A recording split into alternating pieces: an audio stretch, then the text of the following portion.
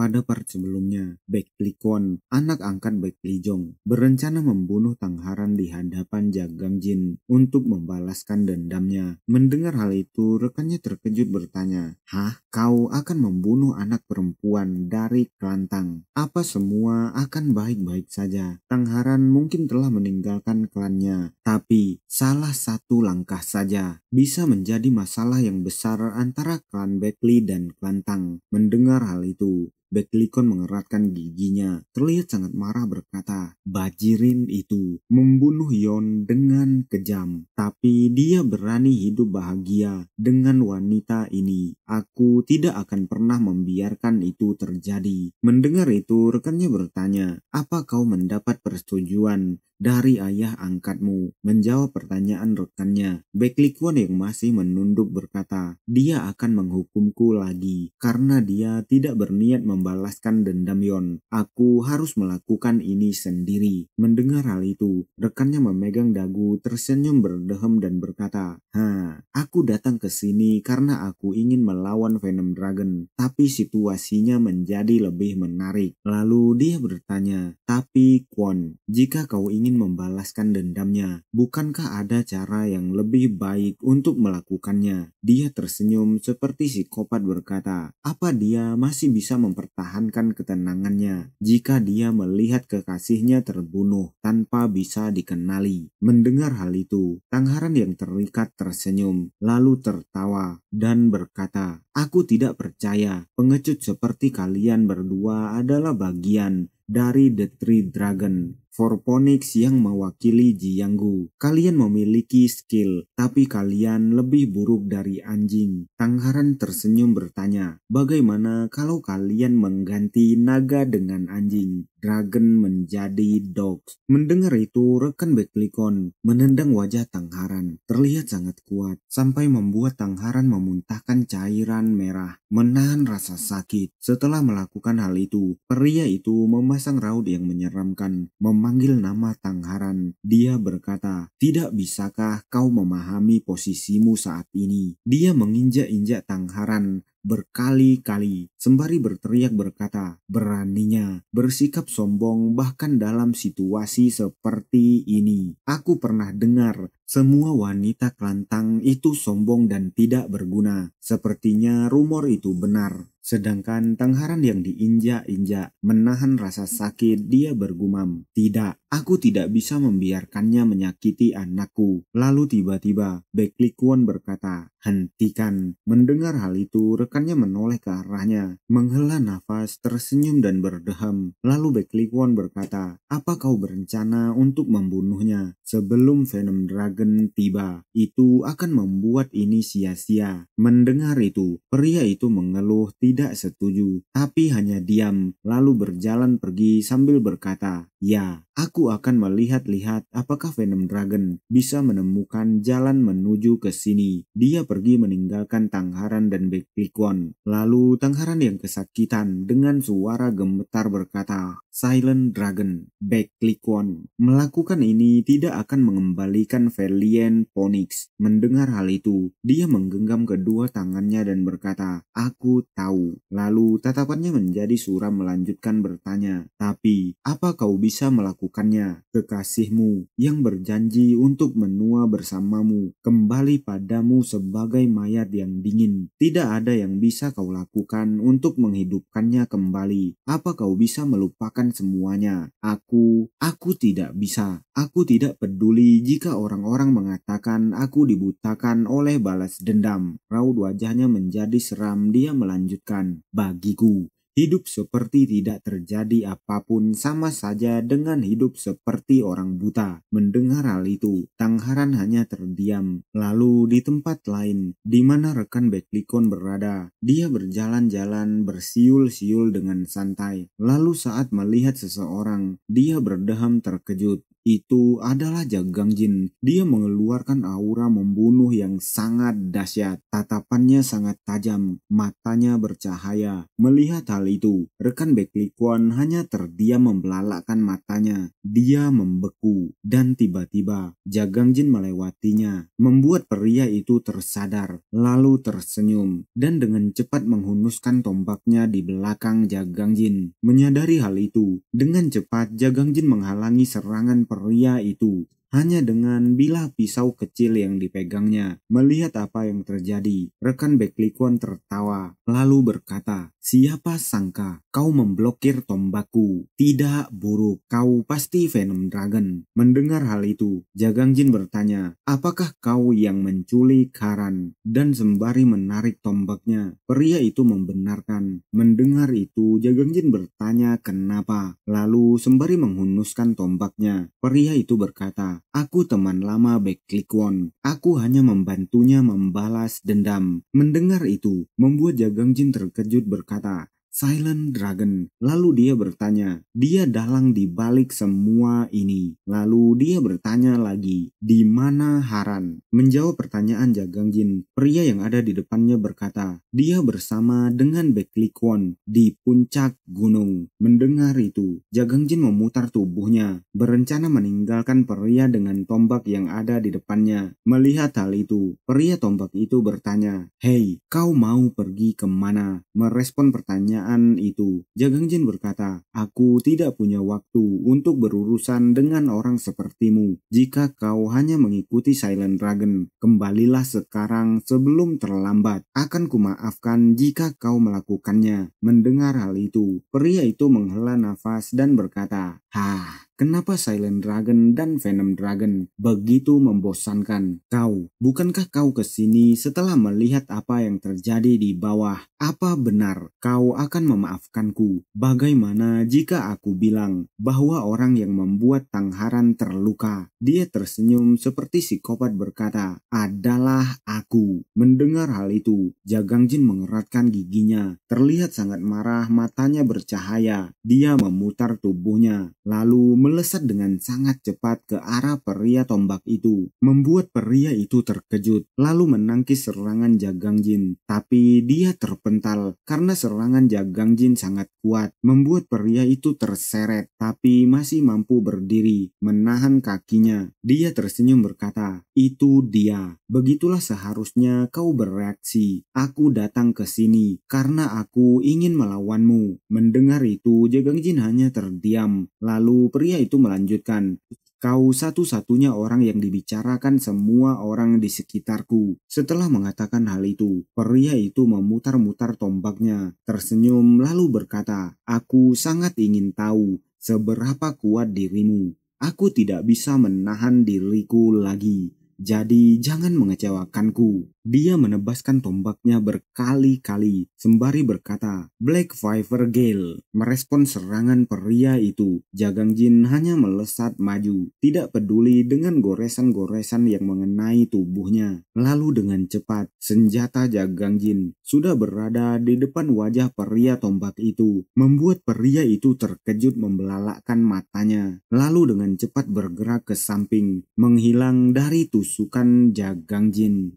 Dia berkata, "Kau sangat buas." Melihat apa yang terjadi, Jagangjin terdiam penuh tanya. Lalu dia mendarat dan menoleh ke arah pria itu di mana sekarang. Pria itu bergerak dengan cepat, memutari Jagangjin, membuat Jagangjin terkejut. Pria itu berkata, "Ups, aku lupa memperkenalkan diriku. Aku Yang Jon, The Swift Dragon." Dia tersenyum, memegang tombaknya dengan gaya. Dia berkata, "Bahkan The Three Dragon and Four Phoenix tidak mampu mengejar kecepatanku. Aku yang tercepat di dunia." Dia bergerak dengan sangat cepat sembari berkata, "Kau pasti mendapatkan nama panggilan itu karena senjatamu adalah racun. Apakah aku benar? Tapi racun jadi tidak berguna jika tidak bisa menyentuhku." Dia bergerak sangat cepat, mengelilingi Jagangjin, bahkan sampai membentuk banyak bayangan. Dia berkata, "Kau pikir kau akan bisa mengenaiku dengan gerakan lamban seperti itu?" Mendengar itu, Jagangjin hanya terdiam,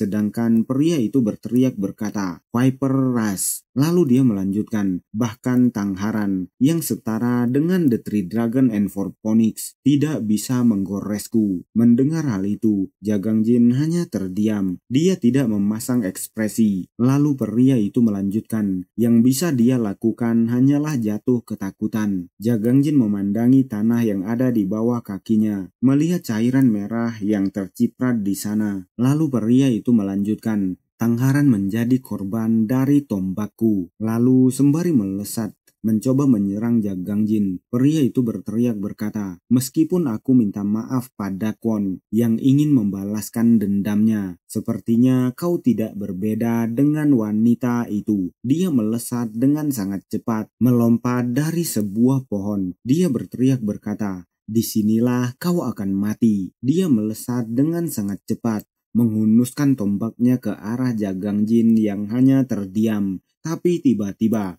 Jagangjin mengeluarkan petir ungu dari matanya. Dia hanya diam, terlihat sangat misterius. Lalu tiba-tiba bertanya, yang tercepat katamu. Dan tiba-tiba pria tombak itu membelalakkan matanya terkejut. Jagangjin melesat dengan sangat cepat, mengarahkan senjatanya ke wajah pria dengan tombak itu. Membuat pria itu terkejut, tidak bisa merespon, terkena telak serangan Jagangjin. Lalu memandang langit, terkapar di tanah dan terbatuk, mengeluarkan cairan merah dari mulutnya. Dia bertanya, apa yang terjadi? Berapa lama aku pingsan? Dia terlihat kesakitan, mengarahkan tangannya ke wajah. Dia bergumam, saat itu, aku tidak bisa mengikuti serangannya. Terlihat marah, dia melanjutkan gumamannya. Dasar monster, level dia sangat berbeda dari yang Kwon katakan padaku. Lalu dia terbatuk dan bertanya, apa dia sudah pergi? Menyadari hal itu, dia buru-buru memutar tubuhnya, lalu melanjutkan gumamannya. Aku harus membantu Kwon jika Kwon melawan monster itu. Tapi di atas gunung, Kwon sudah berdiri, menatap ke arah seseorang. Dia berkata, kau di sini, si pincang beracun. Jagangjin sudah berdiri di depannya dengan raut serius, tapi hanya terdiam. Melihat Jagangjin, Kwon berkata, lama tidak bertemu. Tunggu, sekarang orang-orang memanggilmu Venom Dragon. Merespon hal itu, Jagangjin berkata, aku tidak peduli kau memanggilku apa. Melihat Jagangjin ada di sana dengan suara gemetar dan air mata yang berlinang, Tangharan memanggil nama Jagangjin. Mendengar itu, Jagangjin melihat ke arahnya, tersenyum dan berkata, Haran, tidak apa-apa, kau bisa tenang sekarang karena aku ada di sini. Mendengar hal itu, Tangharan menganggukkan kepalanya dengan air mata yang berlinang dan cairan merah yang mengalir dari kepala dan mulutnya. Jagangjin berkata, Silent Dragon, tindakanmu terlalu melewati batas. Tolong bebaskan Haran. Mendengar hal itu, Beklikun menghela nafas, tersenyum dan berkata, melewati batas katamu. Bukankah kau yang melewati batas? Merespon hal itu, Jagangjin berkata, aku sudah memberi tahumu ini sebelumnya, tapi bukan aku yang membunuh Valiant Phoenix. Saat bertarung denganku, dia memakan pil penahan racun, lalu pingsan setelahnya. Itu karena ada racun di dalam pil penahan racun itu. Kemudian dia diracuni dan kehilangan kesadaran. Saat itu juga, seorang pembunuh datang membunuhnya. Mendengar hal itu, Beklikun menjadi sangat marah bertanya, kau pikir aku akan percaya pada omong kosongmu seperti itu? Mendengar hal itu, Tangharan berteriak berkata, itu kebenarannya. Klanku menciptakan racun yang dapat menipu semua orang, bahkan semua jenius di Murim. Mangryo, penasehat pengembangan produksi racun aliansi Murim, membantu menciptakan racun itu, dan Klantang ingin menguji seberapa bagus teknik kultivasi energi internal klan Jegal. Jadi, mereka memberinya racun sebelum dia berangkat ke Yunan. Aku tidak tahu banyak soal pembunuhnya, tapi jika seorang pembunuh dikirim, mungkin kakekku yang melakukannya dengan harapan tidak ada bukti racun yang ditemukan. Mendengar hal itu, Beklikun bertanya tanpa menoleh, bagaimana aku membuktikan apa yang kau katakan itu benar? Merespon hal itu, suara Tangharan terdengar berkata, Sayangnya, tidak ada cara untuk melakukannya. Tapi tolong percaya padaku, Jagang bukan musuhmu. Mendengar hal itu, Beklikon hanya terdiam. Lalu berkata, Yon memiliki prajurit pendamping yang berada di sisinya dan menjaganya untuk waktu yang sangat lama. Seseorang yang dapat dipercaya. Dia memberi tahuku. Dia bilang, Yon mati dalam pertarungannya dengan Venom Dragon. Mendengar hal itu, Jagang Jin mengingat prajurit pendamping itu berkata, kalau begitu, meskipun aku kembali, aku tidak akan bersaksi bahwa kau tidak bersalah. Mengingat hal itu, Jagang Jin hanya terdiam. Lalu Beklikun berkata, dan kemudian aliansi menyimpulkan bahwa Yon mati karena racun dari si pincang beracun. Lalu dia bertanya, siapa yang akan kalian percayai jika kalian jadi aku, pengikut setia Yon dan masterku yang telah aku layani sepanjang hidupku? Atau dia terlihat sangat marah melanjutkan, wanita yang mengkhianati klannya dan pembunuh dari faksi unortodok. Merespon itu sembari melihat Beklikon yang mengeluarkan aura membunuh yang sangat tebal. Jagang Jin menggenggamkan tangannya bertanya, apakah benar-benar tidak ada jalan lain? Merespon hal itu, Beklikon berkata, sejak awal ini adalah satu-satunya jalan yang ada untuk kita. Dia mengeratkan giginya, menarik pedangnya dan berkata, jika kau ingin menyelamatkan Tangharan, lebih baik pastikan kau mengalahkanku. Karena jika kau kalah dariku, kau harus melihat kekasihmu tidak berdaya saat dia kehilangan nyawanya. Lalu Beklikun melompat dengan cepat, mencoba menebas Jagang Jin. Dia berteriak berkata, sama seperti aku yang harus melihat kekasihku kehilangan nyawanya. Jagang Jin masih terdiam, tanpa ekspresi sedikit pun. Walaupun dia tahu Beklikun sudah ada di atasnya,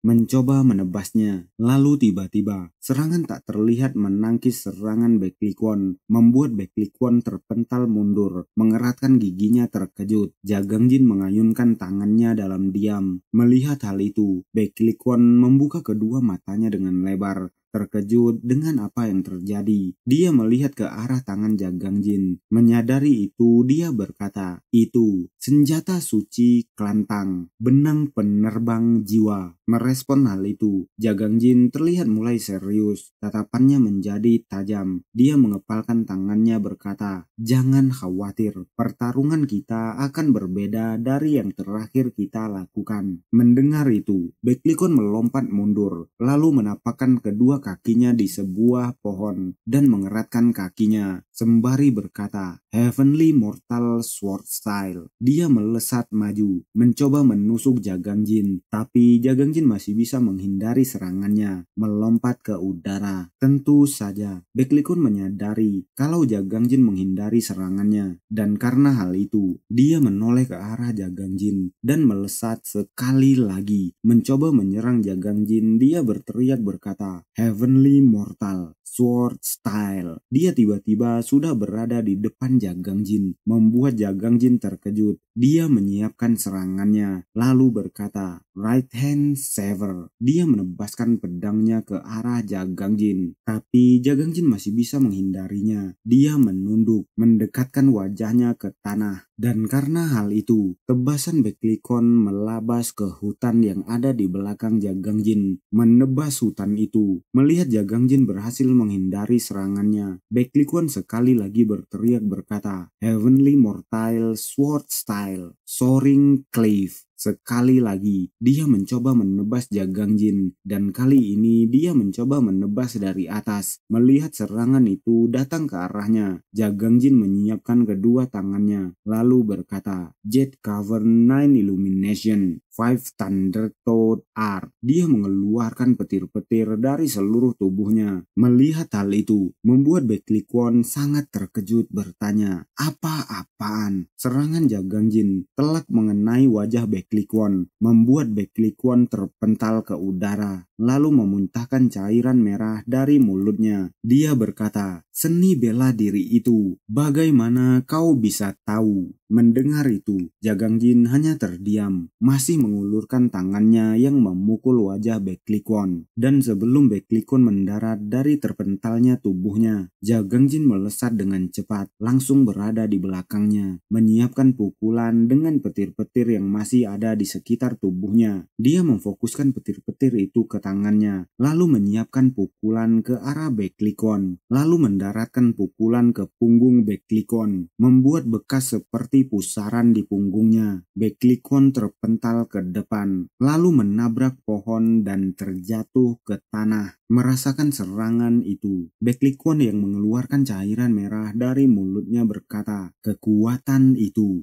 jelas milik masterku." Dia terengah-engah, matanya menjadi putih. Lalu Jagangjin sembari berjalan santai di belakangnya berkata, "Kekuatan ini bukan milik Beklijong. Dia mencurinya dari gadis kebenaran yang tidak tergoyahkan. Dia membantu orang lain untuk memusnahkan sekteku, sekte 100 lembah bunga kesedihan, dan mendorong banyak orang ke kematian mereka untuk keinginan dan ambisinya sendiri. Seperti itulah orang yang kau anggap sebagai ayahmu." Mendengar hal itu, Beklikon menjadi sangat marah. Mengeratkan giginya terengah, dia berkata, "Tidak hanya membunuh kekasihku, kau juga berani menghina ayahku." Merespon hal itu, Jagangjin berteriak berkata, "Kau hanya melarikan diri dari kebenaran." Merespon teriakan Jagangjin, Beklikon juga berteriak meminta Jagangjin untuk diam. Lalu dia melompat, melesat cepat ke arah Jagangjin sembari menyiapkan serangan berteriak berkata, "Itu semua bohong, semua yang keluar dari mulutmu." Mendengar hal itu, Jagangjin juga melesat menyiapkan pukulannya dengan tangan kosong. Lalu Beklikon menebaskan pedangnya sembari berteriak sekali lagi berkata, "Semuanya bohong." Sedangkan Jagangjin sekali lagi menghindari tebasan Beklikon, menunduk ke bawah dan menyiapkan pukulannya. Menyadari hal itu membuat Beklikon terkejut, tapi dia terlambat bereaksi. Tangan Jagangjin sudah berada di depan perut Beklikon, dan dalam sekejap Jagangjin mendaratkan serangannya di perut Beklikon, membuat Beklikon sekali lagi memuntahkan cairan merah dari mulutnya, lalu membelalakkan matanya terdiam. Dia mengingat saat bersama dengan gurunya, Beklijong. Dia tiba-tiba mengeratkan giginya yang memuncratkan banyak cairan merah. Dia berkata, "Meskipun kau mencoba menyihirku dengan lidah ularmu itu, kau pikir dia sekarang mengingat kekasihnya?" Lalu berteriak berkata, "Aku akan tertipu." Dia sekali lagi berdiri, mengangkat pedangnya, lalu berteriak terdengar sangat marah. Tapi tiba-tiba Jagangjin sudah berada di belakangnya berkata, "Sudah berakhir."